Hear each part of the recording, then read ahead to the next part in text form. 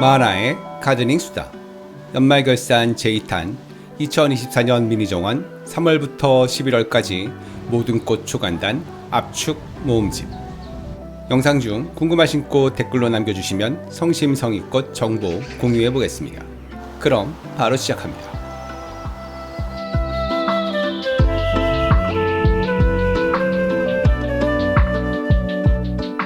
3월과 4월의 이른 봄은 굵은 꽃들의 시간이죠. 다른 꽃들이 열심히 잎을 키우고 있는 와중에 두근두근 설레임과 함께 화려한 꽃을 피우는 튤립과 수선화, 무스카리.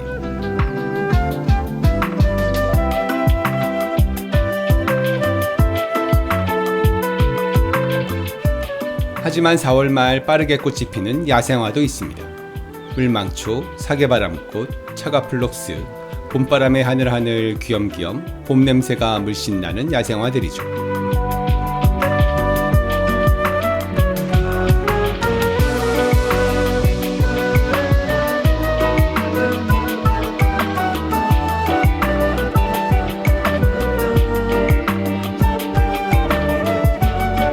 또 겨울 파종으로 실내에서 키운 펜지와 비올라가 첫 꽃을 올리는 시간이기도 합니다. 4월부터 꽃이 피기 시작한 펜지와 비올라는 6월 장마 전까지 2달이 넘도록 화려하고 탐스러운 꽃을 피웁니다.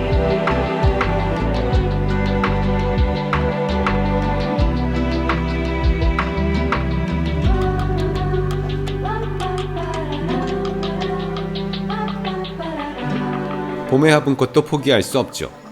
나 좀 데려가 달라고 꽃가게에서 초롱초롱 애원하는 견마가렛, 다이시아, 로벨리아 등의 1년초 친구들은 우리 집 정원 여기저기 빈 곳을 채워주는 사랑스러운 아이들입니다.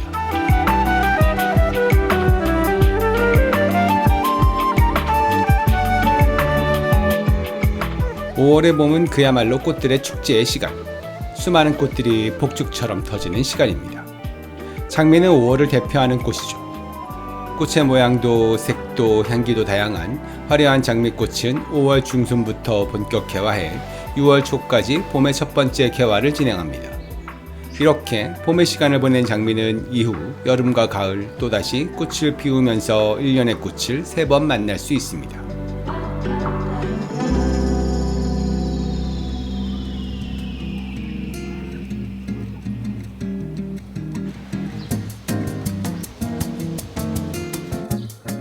장미뿐인가요? 클레마티스, 겹깃털 동작꽃, 차이브, 꼬리풀 친구들, 수꾼 세이지 등등 겨울을 잘 보낸 수꾼 야생화들이 저마다의 아름다움과 멋짐을 뿜뿜하는 시간이죠. 포근한 날씨, 상쾌한 바람, 눈부신 꽃들. 이 순간을 맞이할 수 있는 가드닝의 매력 때문에 마당 생활은 이제 소중한 일상이 되었습니다.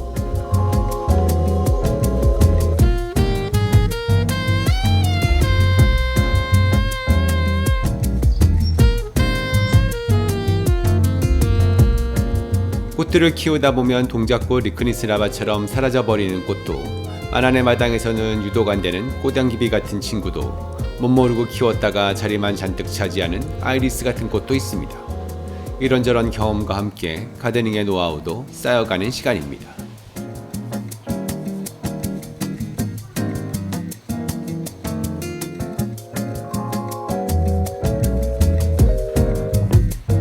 봄에서 초여름으로 야생화들에게는 최고의 시간이죠.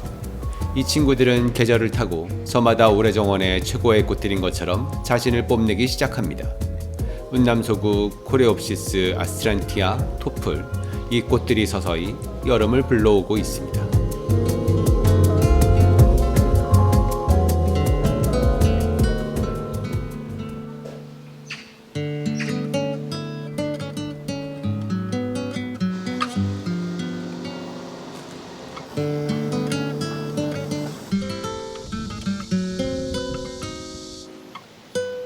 마나네는 사실 5월보다 6월의 초여름이 더 많은 꽃이 피는 시간입니다.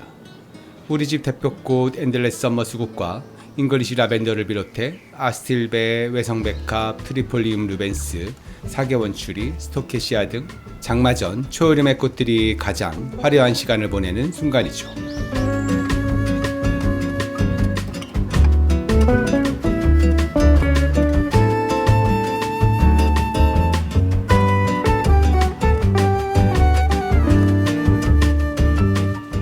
초여름 마당 꽃들의 색깔과 모양이 너무도 다양해 중구난방인 것 같기도 합니다. 하지만 이렇게 다양한 꽃들이 한데 어우러져 피어나니 오히려 모든 것이 자연스럽게 보입니다. 이 순간만큼은 그림 같은 미니 정원이 되니 한 해 정원의 철정의 순간.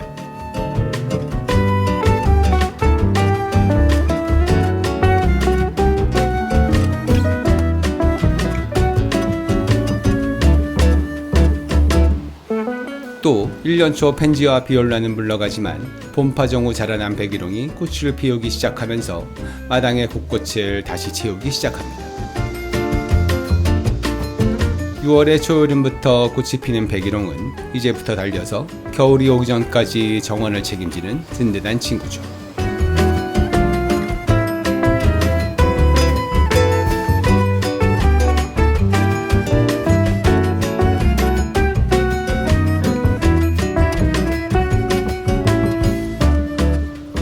이렇게 이쁜 정원이 영원하면 얼마나 좋을까 라고 생각하지만 이 절정도 잠시. 7월과 8월에는 장마와 폭염의 지긋지긋한 순간이 찾아옵니다.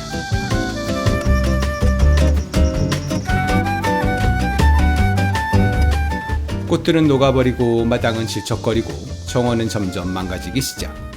많은 초보 가드너들이 이 시기를 견디지 못하고 가드닝의 마음을 접는 그런 계절이기도 합니다.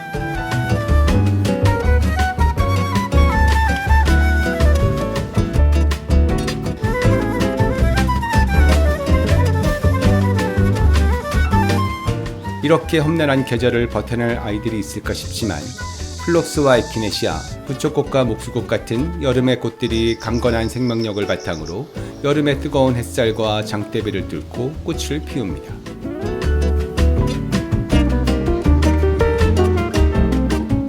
한여름의 꽃들은 이른 봄의 꽃들만큼 소중하죠.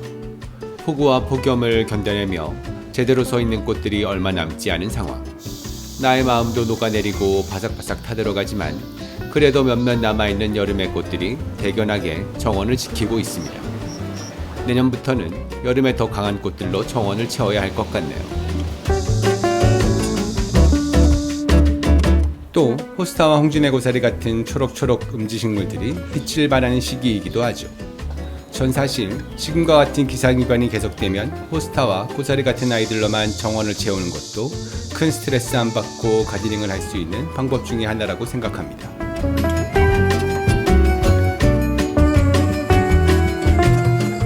여름꽃의 빈자리를 채우기 위해서는 역시나 화분꽃만한 것이 없습니다. 여름이 시작될 때쯤 화분에 심은 안젤로니아는 겨울이 오기 전까지 정원을 빛내주죠. 아메리칸 블루도 마찬가지입니다. 신비로운 파란 꽃을 매일매일 피어올리며 가을 끝까지 달려줍니다.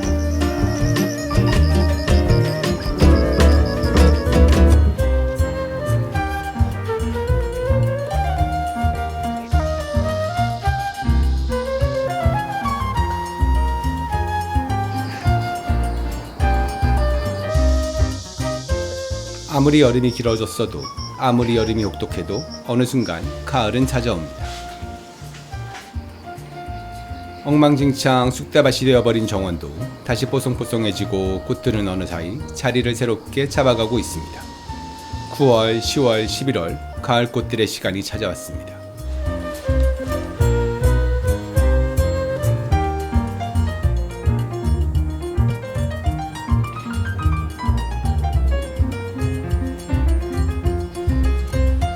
헬레니움을 시작으로 토종솔채, 추명국, 구절초, 층꽃, 소국, 그라스 등등 운치 있는 계절을 만들어주는 가을의 꽃들이 잔잔히 소담하게 마음과 마당을 채워주며 서서히 한 해의 정원을 마무리해 나갑니다.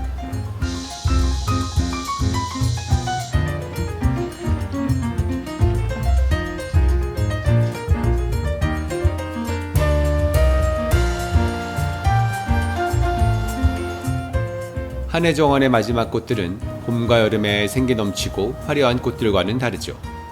조금 더 운치가 있고 조금 더 아련하고 조금 더 담백합니다.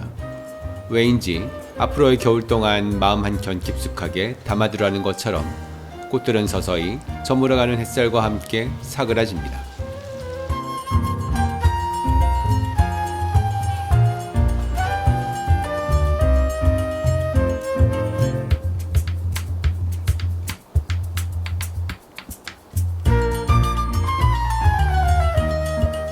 자, 이렇게 2024년 한 해 만화네 미니 정원의 모든 꽃을 압축해서 정리해 보았습니다.